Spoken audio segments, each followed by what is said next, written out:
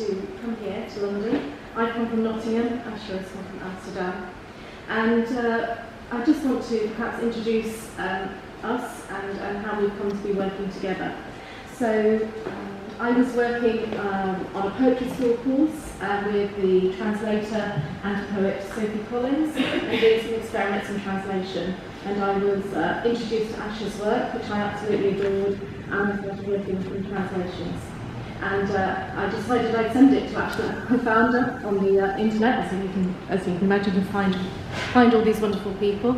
And Asha, I was really honoured that Asha really enjoyed my translation, and so we decided to submit it for publication. I'm sure you know Modern Poetry and Translation, which is a fantastic journal, particularly this issue, which looks at, which is called The Fingers of Our Soul, the Body's Focus, which looks at different types of poetry, for poetry with poets with disabilities, and also lots of sign language poetry. So do grab a copy, and Asha's wonderful poem, Light or Licht, in the Dutch, is in there.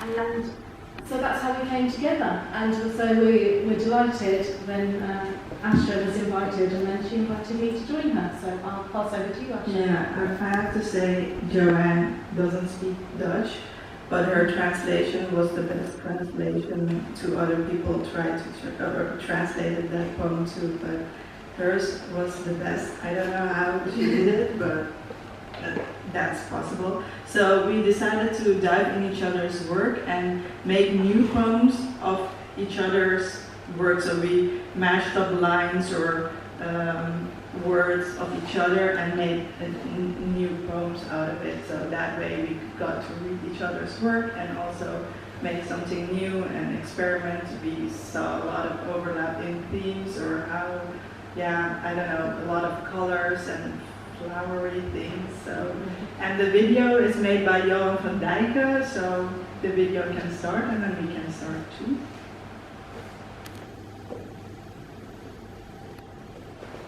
Dearest Asha, it's always difficult to start on a blank page. So here's a start. A line from a poet I love. A title for my poem in your words.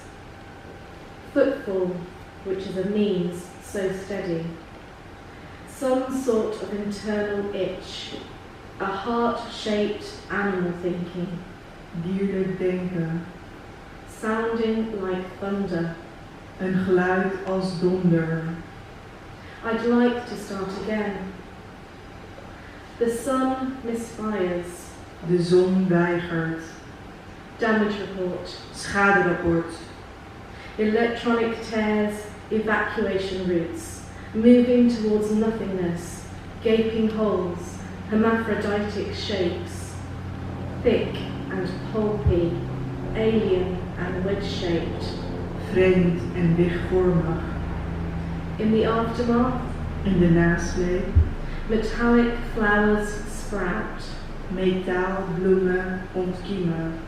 A metastasis of butterfly flowers with syrupy nectar. I lick the nectar deep down, dancing barefoot. Dansen op blote voeten. The end of linear thinking. I start to hear colours. Ik begin kleuren te horen. Inflorescence of ovary, bright yellow elbows, lobed or bristly, with neon orange stamens, blooming this year. Bloeien dit jaar. Buds sprouting like fibroids, from red flag to yellow blossom. Van rode vlag tot gele bloesem. A quivering dividedness. Een trillende verdelijkheid. Until I have no signal, and the bones in my fingers ache. De vingerkootjes doen pijn.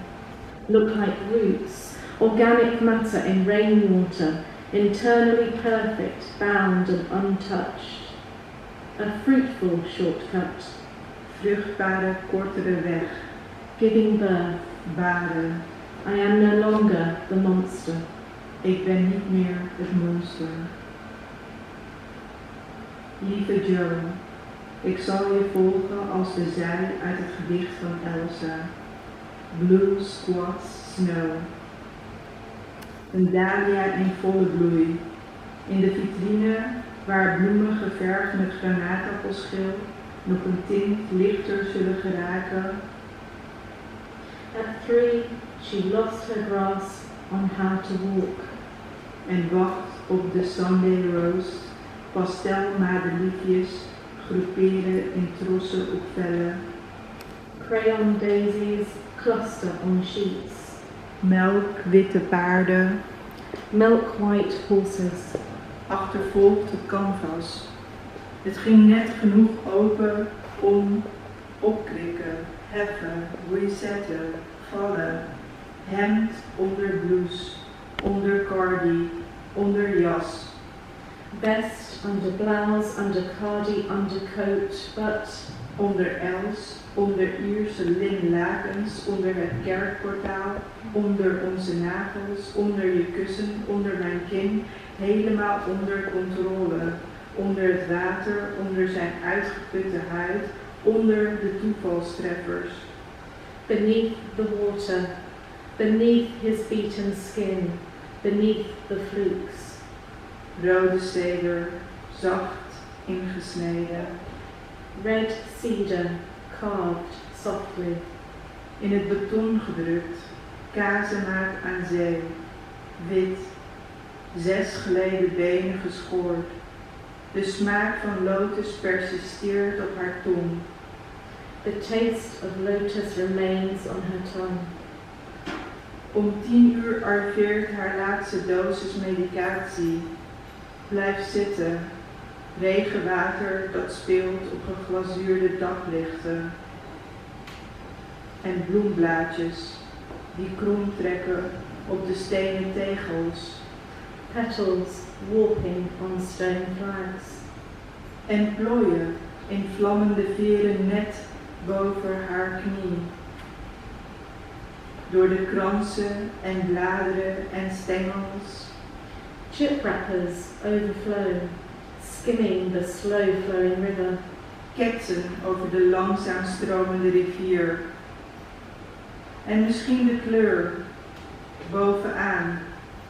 Vingers plukken waar kransen leunen en liggen en de bladeren averechts, waar het snijwerk van de steenhouwer voortduurt.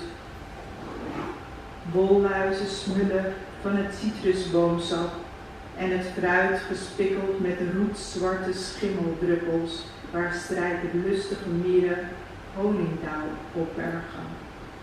Pugnacious ants stashing honeydew in living larders, suspended on the underside of orchard earth.